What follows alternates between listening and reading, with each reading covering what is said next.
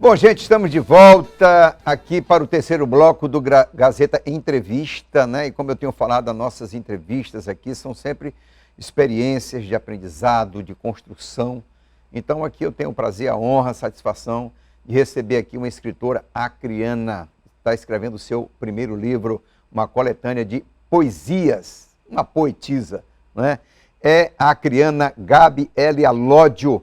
O nome do livro que ela lança, Fogo em Minha Pele. E aí eu estava comentando aqui que a gente está tendo aqui no Acre uma produção literária muito legal. Depois da pandemia, até eu acho que a pandemia traz algo de ruim, traz, mas também muita gente se dedicou a escrever. E aqui ela traz para a gente aqui a obra Fogo em Minha Pele. Vamos bater um papo, conversar, conhecer um pouco mais da autora, da escritora e da obra que ela está lançando no Museu dos Autonomistas, neste sábado às 19 horas. 19 horas, não é 19h30, né? Bem-vinda, Gabi, aqui ao nosso estúdio do Gazeta Entrevista. Obrigada por me receber. Queria que você falasse um pouquinho da obra, o que é que te inspirou? Bom, o Fogo em Minha Pele, ele na verdade surgiu como um acidente. Eu digo que ele foi uma gravidez não planejada, na verdade. Ele é uma coletânea de poemas que os poemas em si, eles foram escritos do período de 2020 até 2022, mais ou menos, alguns em 2019. Pegando a pandemia. Pegando a pandemia e o começo da minha transição. Sim. Comecei a transição hormonal e social no final de 2019 e eu pensava assim, não, vão ser só 3 meses, vai estar tudo bem. E quando todo mundo esperava que fosse 3 meses, né? Então foi um período muito complicado para a minha vida, eu acho que para a vida de muitas pessoas foi um período complicado, foi um período em que o meu corpo estava mudando, enquanto o mundo estava mudando, várias situações aconteceram, enquanto eu perdi meu emprego, eu me apaixonei, eu comecei a beber demais, então várias coisas aconteceram. Pode dizer que foi assim, uma transição dolorosa, como um parto, um nascer? Eu diria que foi como, eu sempre digo que antes eu vivia numa concha e eu sabia que transicionar seria quebrar essa concha. E eu pensava assim, nossa, vai ser maravilhoso quebrar a concha é apertada. Aí quando a gente vê, aí você vê que você é aquela ostrinha assim mole, frágil, que qualquer coisa machuca, como se fosse um pintinho que acabou de sair do ovo. E o título Fogo em Minha Pele vem dessa sensação. Algumas pessoas pensaram que Fogo em Minha Pele era tesão, mas na verdade é ansiedade. Sim. É a sensação de você queimar ao querer estar perto das pessoas, ao querer ser parte do mundo, mas você sente que você está em constante inflamação. Você percebia um mundo muito opressor? Ainda percebe? Um mundo que oprime, que você tem que navegar contra a correnteza? Eu acredito que o mundo, sim, ele é muito opressor. Eu acredito que eu também sou um pouco hipersensível às coisas, mas... A sensibilidade é algo assim muito bom. É bom em alguns momentos, eu acho que ele é bom em alguns momentos, em outros momentos ele é... Porque a sensibilidade é para a vida de uma maneira geral, né? Eu acho que a sensibilidade é que nem um cavalo, ela precisa ser domada, senão começa a pular cercas adoidado, você não sabe o que fazer direito com isso.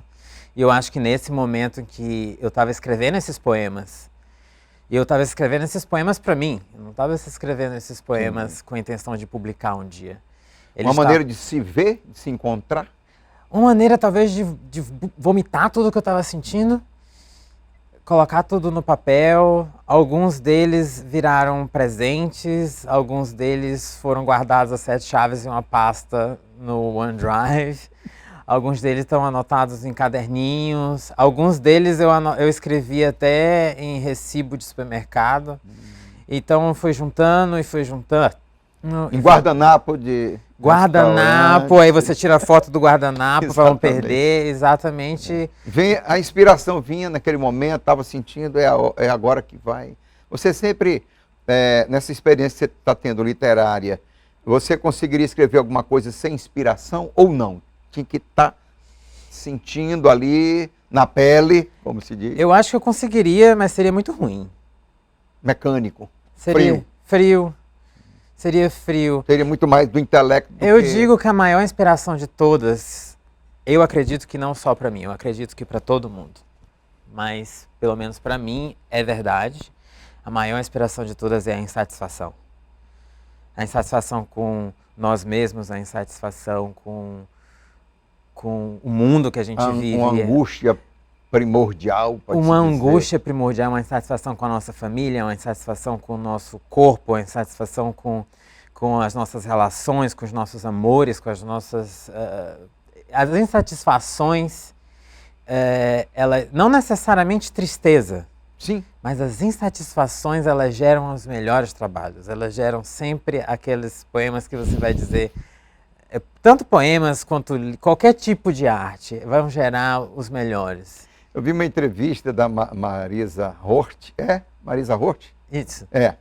E ela dizendo que foi num psicólogo, né? E até hoje ela disse que ainda vai muito e tal. E ele chegou a dizer para ela que o seu talento, ele está nesse lado saudável. E ela se questiona, mas como, né? Porque a gente vê das grandes obras, inclusive, né? De que nasceu da angústia. Nasceu de uma necessidade de compreensão do mundo. Sim. Nasceu de uma revolta, de uma indignação. Qualquer grande autor que você pode ver, Oscar Wilde ou Dostoiévski, qualquer um, você vai beber nessas fontes, você vê que nasce, né, de uma angústia. Nietzsche também, filósofo e todo, a gente vê que aquele desejo de realmente sair da ostra. Né? Sim, você falou de Oscar Wilde e recentemente, enquanto divulgando, né, o evento de lançamento, tem sempre uma frase do Oscar Wilde que tem vindo na minha cabeça, que é quando Deus resolve te punir, ele escuta tuas preces. Sim. Que é uma coisa interessante, porque escrever, para mim, é natural. Eu escrevo desde os 14 anos. Sim, eu ia perguntar sobre isso, o gosto pela escrita, pela leitura. Para mim surgiu como uma necessidade, porque a arte eu faço desde muito pequena. Se você perguntar para os meus pais, eles têm uma pasta em algum lugar com vários desenhos desde quando eu era criança. Mas escrever mesmo, e escrever como uma forma de me expressar, como uma necessidade de me expressar, foi na minha adolescência. Quando eu não sabia o que estava acontecendo comigo, né? Eu já era uma criança trans, mas eu não sabia dar nome a isso. E eu comecei a escrever intensamente. Hoje em dia eu vejo o que eu escrevia naquela época, eu vejo, meu Deus, é horrível. Havia uma pureza, havia também uma inocência, né? E uma gramática ruim, também tem isso. Mas foi quando começou ali. E escrever para mim é natural. Eu sempre escrevo, eu escrevo praticamente todos os dias. Isso é muito bacana, né? Todos os dias, mas a questão toda da divulgação, de você vir aqui para a televisão falar com você, e de você fazer posts no Instagram, e você se mostrar para o mundo e vender... Deixe-se conhecer. Me lembrei de uma professora muito bacana, professora de um curso aqui de filosofia que teve na Fadise, aí, Gleiciane. Professora Gleiciane, deixe-se conhecer. Interessante, né? Eu acho terrível. Eu acho um desafio. Terrível, né? Esse livro, ele é um pouco das minhas tripas. Ele é um pouco das entranhas. Das entranhas. Tudo que está nele, como eu não tive a intenção de publicar, não tem nada falso nele. Não tem nada feito para o público. Todo ele foi feito numa intenção de colocar para fora, vomitar o que eu estava sentindo. Então, eu tenho um pouco de receio. Tomara que vocês gostem do livro, mas que não gostem tanto assim, que eu não preciso escrever outro livro de poesias. A Clarice Lispector dizia que um livro tem que ser como um soco no estômago, né? Então não é Branca de Neve, não é conto de fadas, não. É uma realidade que se... E ela dizia que as palavras são como vômito, e eu dediquei o livro a mulheres que vomitam. Sim, interessante. Uma homenagem a Clarice. Você é uma boa leitora? Eu não sou uma boa leitora. Eu sou de uma família de bons leitores, mas eu sou uma leitora que leio muito devagar. É bom. Eu leio muito devagar, eu tenho uma dificuldade de concentração muito grande. Eu leio, eu procuro sempre estar lendo. Mas, por exemplo, a minha mãe é uma leitora voraz. O meu irmão... Devoradora de livros. Devoradora de livros. O meu irmão, ele adora clássicos, ele lê literatura russa. Sim, é maravilhoso. Eu leio devagar, às vezes eu quero ler revista, às vezes eu quero ler revista de moda. Eu estou lendo agora a biografia da Elizabeth I. Sim. Porque eu passando por um período da minha vida em que eu começava a pensar assim, se você não mudar, você vai morrer sozinha desse jeito. Você tem que tomar um rumo, você tem que superar os seus traumas. Eu pensava, sabe quem mais morreu sozinha? A Elizabeth I. Eu falei, eu vou ler a biografia da Elizabeth I. Interessante. Christina Wolff também, né? Uma autora inglesa, assim, extraordinária também. Muito boa de ser apreciada. A Virginia Woolf? Virginia, desculpa. Virginia Woolf. Falei Cristina, foi a Covid. Toda vez que eu troco alguma coisa, ou que eu esqueço, eu falo, foi a Covid. Porque o pessoal fala, não, a Covid você esquece tudo. Então eu tô... Virginia. Tem um poema em homenagem à Virginia. Tem também? Tem um poema em homenagem Poxa à vida, Virginia. que bacana. Eu gosto muito da Virginia. Eu gosto dessas mulheres que extremamente talentosas e que de alguma forma foram julgadas como malucas. Sim. Tem uma latino-americana que eu admiro muito, já li muito sobre ela, Violeta Parra. Ouviu falar? Essa eu não conheço. Nossa, precisa conhecer. Anote aí para você pesquisar sobre ela, lembra muito a Virginia também. Qual a nacionalidade dela? Ela é chilena. Chilena, mas extraordinária a história de Violeta Parra, muito bacana também. Mas eu quero que você trabalha com algum, está só escrevendo, trabalha com algum, tem alguma atividade? Eu tenho um trabalho convencional, CLT, né? Sim. Inclusive, eu gostaria de pedir desculpas à minha chefe, porque em boa parte, enquanto eu deveria estar fazendo meu trabalho, eu estava editando um livro nesses 7 meses. Então... publicamente, tá perdoada. Pronto. Mas eu tenho já a intenção total de continuar na Viseu, se eles me aceitarem. Eles me aceitarem, e eu tenho um outro livro já começando a ser escrito. A Viseu, te agradou a Viseu? Me agradou, foi a minha primeira experiência, eu aprendi muito com eles. Ela é no Paraná, Ela é no Paraná, isso. Exatamente. Foi a minha primeira experiência. É um trabalho bem quieto, né? Você manda um e-mail, devolve um e-mail. Aí você olha, corrige, volta, corrige novamente. Volta. Eu confesso que eu fiz a própria revisão e traduções de alguns dos que estão em inglês no livro. Eu mesma fiz. Sim. E a Viseu ajudou a falar assim. Aí eu ficava, não, ajeita isso aqui, só mais isso aqui. Ela falou assim, os detalhes. Os detalhes, é sempre meio estressante essa parte. Mas o produto final ficou bom, na sua avaliação? Eu espero que sim. Eu sou muito autocrítica, eu não sou a melhor pessoa a se perguntar. Tá bom. Mas a capa ficou maravilhosa, tá aqui, a Daniela gente, Peredo. Dá para mostrar e enquadrar? Tá na tela?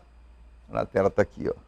A Daniela Peredo. Em minha pele. Todas as instruções.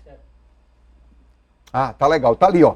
Você pode olhar ali, já tá ali na... Sim. A ideia foi justamente de usar esse contraste de cores desse azul frio e esse laranja extremamente quente para demonstrar essa coisa meio borderline, meio bipolar, dessa coisa de extrema paixão, tesão, ansiedade, medo, com uma depressão, com uma tristeza, um isolamento. Que foi, eu acho que, o meu momento quando eu estava escrevendo esses poemas. Você falou que está produzindo uma outra obra. Já está começo, meio... Eu já tenho um capítulo inteiro, um capítulo gigante de 45 páginas. Nossa, é grande, hein? É grande, eu tenho que revisar para ver se... Você pega 45 laudas, A4, você põe num livro aqui e ali... Fica enorme. Fica aí 90 páginas já, 80, 90 páginas. Isso. Eu não sei se eu posso falar o nome. Pode, fica à vontade. Ele vai se chamar Casa de Vidro, mas pode ser que eu mude de ideia. E ele não é uma coletânea de poesias, ele é um livro de suspense. Eu comecei escrevendo querendo que ele fosse um romance. Eu queria que ele fosse uma história de tudo aquilo que eu não consegui viver e eu gostaria de eu Sim. fantasiei viver. Aí eu fui escrevendo, ele foi ficando aterrorizante, e mais aterrorizante, e mais aterrorizante. Eu falei assim, não, ele é um suspense. Ele é um suspense e eu pretendo, eu já sei como ele vai terminar, eu só preciso de tempo. Quando tiver tempo, eu vou... O tempo é tudo, né? A gente precisa, às vezes, de várias horas pensando para 2 horas escrevendo, né? Vai ser, vamos só relembrar aqui, Museu dos Autonomistas. O Memorial dos Autonomistas. Memorial, que museu, gente? Memorial Covid, tá? Fica calma aí. Memorial, sábado, 19 horas. Isso. Coffee break ali. Vai ter um coffee break, Ah, vai coisa ter boa. exemplares físicos para comprar do livro, né? Para ser autografado. Sim, tirar uma ali você vai estar fotinho, autografando. Isso. E tal. E quem não puder ir, mas o livro está disponível já na Amazon. Quem quiser comprar ele, ou versão física ou versão digital, ele já está disponível na Amazon. Sim. Você vai procurar Fogo em Minha Pele, que ele já está disponível. Quero agradecer a você, desejar todo o sucesso do mundo. Muito obrigada. E espero poder vê-lo amanhã, sábado. Sim, estaremos lá, tá bom? Bom, eu já... Fica à vontade, pode falar. Não, eu ia dizer, esse é o meu, esse aqui é o seu. Tá aqui Ah, tá bom, tá ok. Muito obrigado. Deixa eu receber aqui. Valeu, gente, aqui, ó. Tá aqui o livro. Muito obrigado, tá? Ficamos por aqui. Bom final de semana para você. Aproveite, tem uma agenda cultural aí muito legal. Voltamos na segunda-feira, no mesmo horário, com Gazeta Entrevista. Valeu!